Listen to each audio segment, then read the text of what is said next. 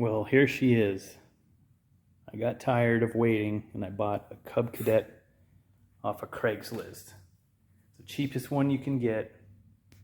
XT1 stamped steel deck. Has the old exploding Kohler Courage 18. This baby is rough. Manual PTO. Oh, she's crusty, man. Seat's starting to tear up, but I didn't even see how many hours. I forget how many hours are on here. Let's see. Can't even read the bastard, man.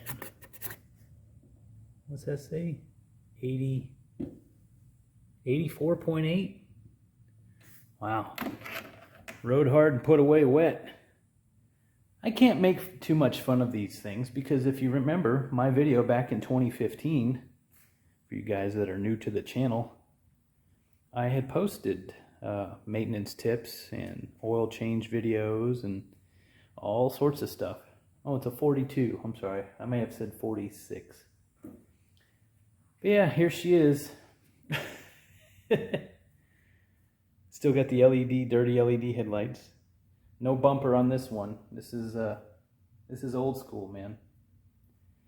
No, I'm kidding. This is a neighbor's, and we talk about lawnmowers, and I said, bring your lawnmower over here. Let me go through it. I'm gonna give this thing a once over, and give it a tune-up and a clean-up, and make sure everything's squared away. I'm a nice guy like that, so I'm gonna clean this sucker up, and we're gonna do a quick oil change. I may or may not include some videos on oil changes and stuff on this because they're a dime a dozen out there on YouTube, but maybe I'll just strap a GoPro to the chest and take you along with me as I discover things that may or may not be wrong with this and go from there. But yeah, the old Cub Cadet back in Jello's garage. What the hell? Hey, if Scag doesn't get their shit together, man, I might have to go buy something else. I mean, really, backwater, and I don't know why. Oh, it'll be here in 2 days. Nope, it'll be here in 2 months. No, it may not be here till next year. Yeah. No refunds? Really? Here we go. Well, here she is after a day. It's my neighbor's Cub Cadet XT1 LX or LT? I think it's LT. LT42 signature cut. Stamped deck with the exploding Kohler Courage 18 in there. 2015.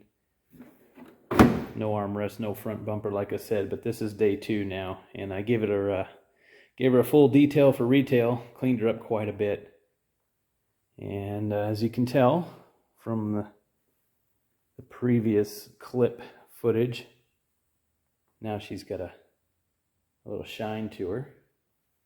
It looks better, and the engine's definitely cleaned up. Get you a shot from this side here.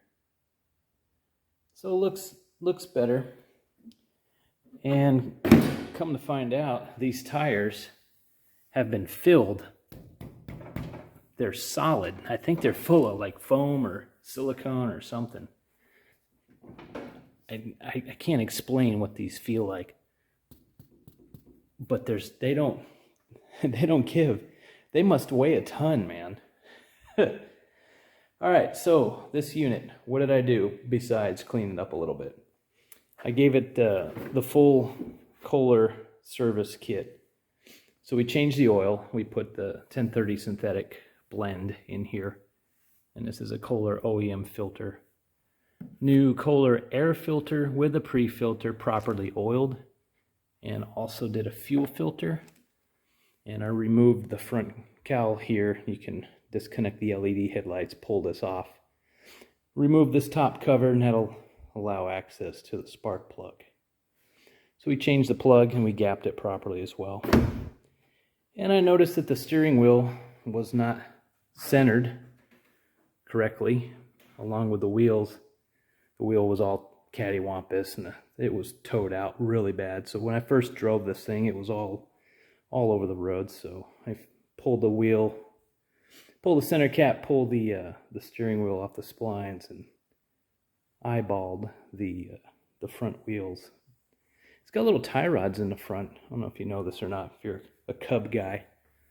But up in here, hard to see, but there's a little nut here and a tie rod. You can just pop that right off and adjust the toe in.